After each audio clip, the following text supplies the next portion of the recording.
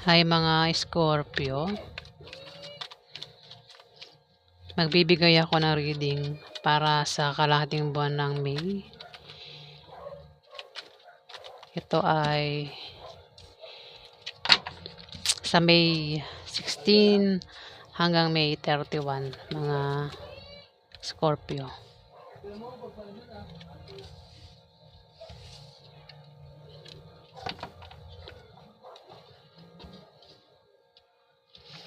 Scorpio, sa kalahating buwan ng May, may day star dito. Maring ikaw ay sumikat sa kalahating buwan ng May, o baka ikaw ay isang sikat Scorpio.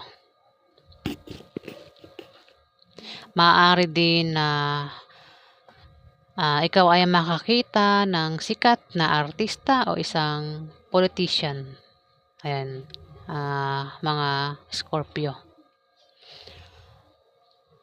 O maaaring kung ikaw yan, baka isa kang artista, no? Sikat na artista o sikat na politician. Basta sikat. Ayan, star kasi ito. Maaari din naman na ikaw ay sikat sa lugar nyo. O baka ikaw ay sumikat sa kalahating buwan ng May, Scorpio. Maaari din na meron kang pangarap na maaaring magkatotoo sa kalahating buwan ng May, Scorpio. Ayan, nasungkit mo ang isang bituin, Scorpio. Pangarap na nagkatotoo o magkakatotoo sa kalahating buwan ng May, Scorpio. At pwede rin naman na may darating sa'yo na bagong inspirasyon o may darating sa'yong pag-asa na dapat maramdaman mo, Scorpio. Ayan, kung nawawalan ka ng pag-asa, ayan, may pag-asang darating sa'yo sa kalahating buwan ng May, Scorpio. Pero kailangan maramdaman mo ang pag-asa na yan. Maging positive ka lang sa buhay at gumawa ka ng paraan. Huwag kang umasa sa wish o himala, Scorpio. Ayan. Dito, maring kasi Ace of Pentacles, ano? The beginning, maaaring may bagong opportunities na darating sa'yo, bagong trabaho, bagong love life, bagong negosyo, o maaaring magkaroon ka ng kasaganahan sa material na bagay, o may paparating sa iyong pera sa kalahating buwan ng May, Scorpio. Ayan. Dito, maaaring isa kang Scorpio na kung pera yan, maaaring marami kang ipon. Kung meron kang in-invest, may paglago sa invest mo at maaaring mabawasan yan, ano? May pagpitas dito, Scorpio. Maaaring meron kang karangyaan o yaman ng dahil sa kasipagan mo, o mana nang galing sa kamag-anak mo, o promotion o swerteng dumating sa'yo. Maaari din na makatanggap ka ng rewards ng dahil sa kasipagan mo, Scorpio, o sa trabaho mo. Ayan. Kung meron kang invest, maaaring may pagkolekta, ano, sa kalahating buwan ng May, Scorpio. Maaaring ikaw ay Scorpio na may status sa buhay. Ayan, ito kasi mga nakasabit na yan. Yan ay mga naipundar mo nanggaling sa trabaho mo. Pwede rin mga ipon mo yan sa bangko. Ayan, ang dami. Pwede yan ay galing din sa mana, marami. Ngayon, pumipitas siya, 'di ba? Nagpipitas siya dito. So ibig sabihin may pagbawas sa pera mo sa karating buwan ng May, Scorpio. Mababawasan kasi maring meron kang pagkakagastusan, Scorpio. Ayan. Alamin pa natin, ano?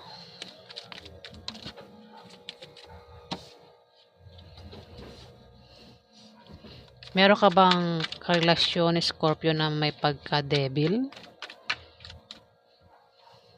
May pagka-devil, ano? O galing devil.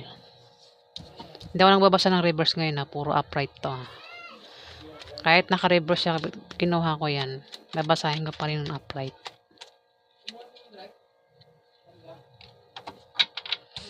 Kaya pag may mga negative na ano dito, cards, ayan, hindi ko siya maano kasi kailangan upright eh.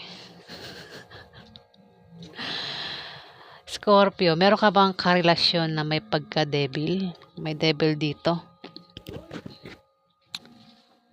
May tao dito ang may bisyo. Pwedeng literal na alak o sigarilyo. Kung meron kang, baka ikaw yan, Scorpio, ganyan ka ba? Kung ganyan ka, may bisyo ka, itigil mo na bago ka pa lumala. At bago pa masira yung buhay mo sa bisyo mo, no? Pero kung hindi ikaw yan, baka yung karelasyon mo ang may bisyo. At dapat yan ang itigil yan bago pa siya masira. Kung wala ka naman bisyo, maaaring ikaw ay may kinababaliwang pag-ibig. Kung meron kang karelasyon, maaaring ikaw ay nababaliw sa karelasyon mo. Scorpio, o pwede mo i-reverse, baka yung karelasyon mo ang nababaliw sa iyo, no, sa pag-ibig. At maring ayan, may ano kasi dito, may tao dito ang ugaling demonyo, devil, masama ugali, mahilig itong kumontrol at mag-control. Kung meron siyang karelasyon, kinokontrol niya ang kanyang karelasyon. Ayan. Kung ikaw ito, ayan, may pagka-devil ka. At ito ang karelasyon mo, kinokontrol mo. Scorpio. Ayan, may tali pa siya, oh. Oh. Magulubok mo, maring maging magulo rin yung utak mo, no? Magulo utak mo. Scorpio, sa kalating buwan ng May. Ayan, Scorpio. Maring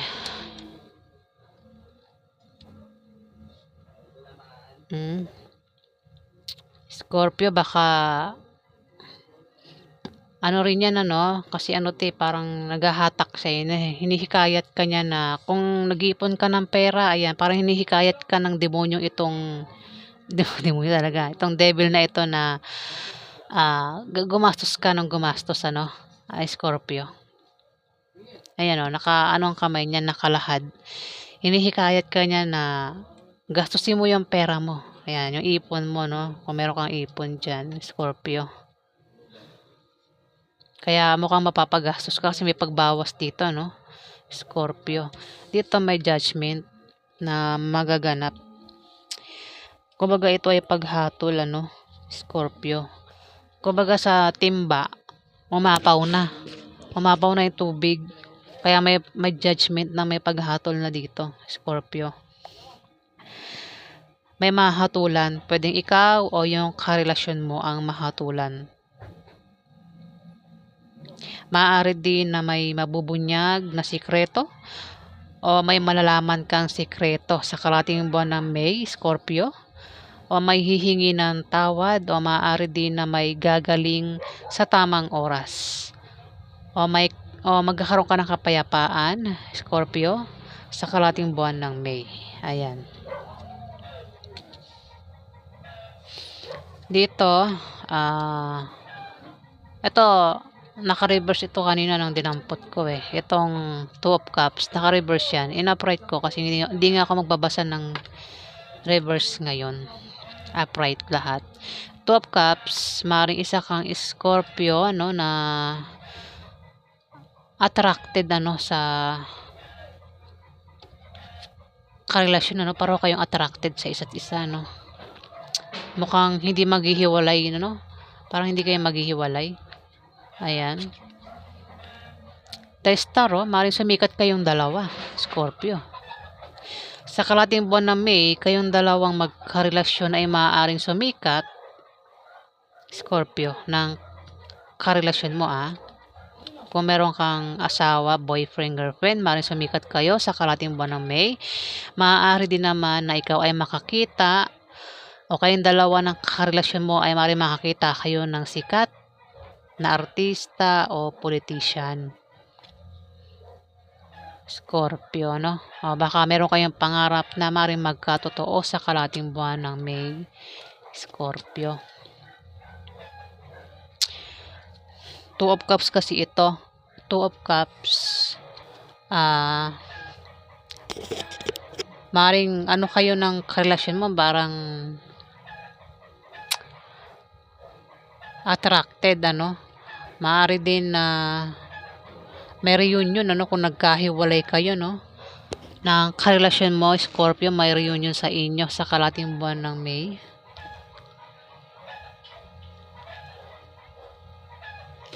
Ayan, Scorpio. Pero kung wala kang karelasyon, Scorpio, mayroon ditong magkarelasyon ang maring kilala mo, ano. Ayan.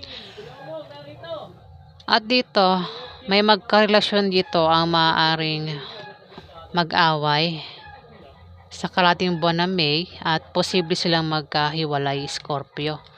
Ayan, Three of Swords. Mag-aaway itong dalawang ito dahil maring sa pera, Scorpio. Maring sa pera, ano, kasi nababawasan ng pera nung isa sa karelasyon niya, no, Scorpio.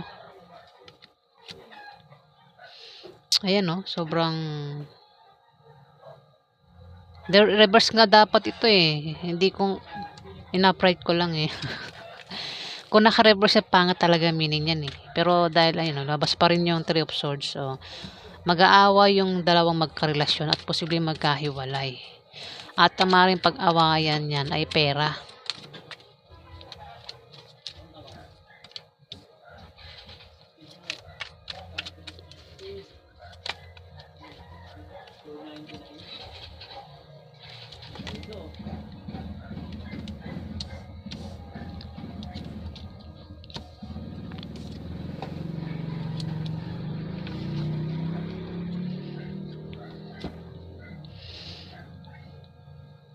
At maaaring hindi maka-move on, ano, pag nag-away itong magkarelasyon na ito, hindi makaka-move on sa isa't isa.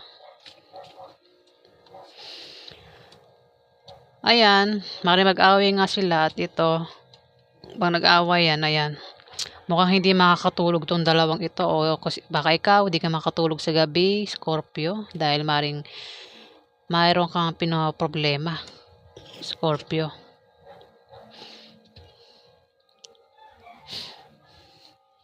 Maaaring Nine of Swords, maaaring hindi maganda ang tulog mo sa kalating buwan ng May, Scorpio. Dahil maaaring makaramdam ka ng pagkabalisa, takot, o may mga hinala ka o kutob. Maaari din na nananaginip ka ng masasamang panaginip. O baka meron kang pinoproblema at maaaring ang pinoproblema mo ay pera. Ano, yung pagbawas sa pera mo, Scorpio, ang maaaring iniisip mo sa gabi sa kalating buwan ng May, Scorpio.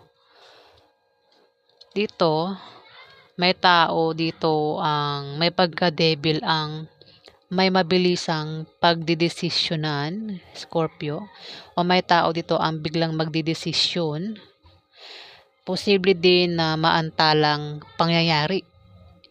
O di kaya ay grupo ng mga tao ang mag-aaway-away, Scorpio. Ayan, may devil, ano. Tumapat ang devil. Mukhang isang devil ang kokontrolin niya at magdedesisyon ito, biglang magdedesisyon.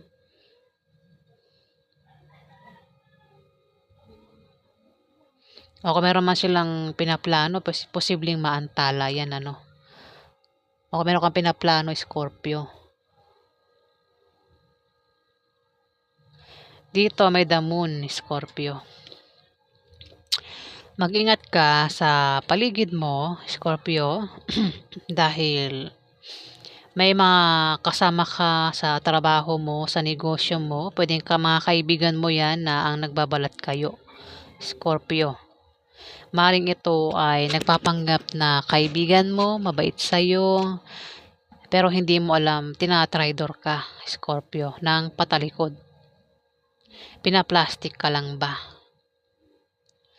Meron ka din karelasyon, maring kasama mo, ayan, pwedeng asawa mo, boyfriend mo, girlfriend mo, o kung sino pa yan na kasama mo sa bahay mo ang may tinatagong lihim sa'yo, Scorpio. Tumapat ang judgment. Ayan, may paghatol na, Scorpio. Mukhang may mabubunyag na sikreto. Mukhang malalaman mo, Scorpio, kung sino yung mga taong nagtatraidor sa'yo, yung mga taong namamlastik sa'yo, yung mga taong may tinatagong lihim sa'yo, Scorpio. Ayan, mukhang mabubunyag na ano. Kasi may judgment na rito eh. Ayan. Scorpio, may paghatol. May mahatulan na, Scorpio. Ayan. Kung meron tinatagong sikreto yung karelasyon mo, ayan, mukhang malalaman mo yan sa kalahating buwan ng May, Scorpio. Ayan. So, ayan po ang ganap sa inyo, mga Scorpio. Maraming salamat po sa mga nag-like, nag-comment at nag-subscribe. Sa hindi pa po nakapag-subscribe, pakihit na lang po ang subscribe button para sa mga susunod pa mga video, mga viewers. Ayan. At maraming salamat po sa mga subscribers. Maraming salamat po guys.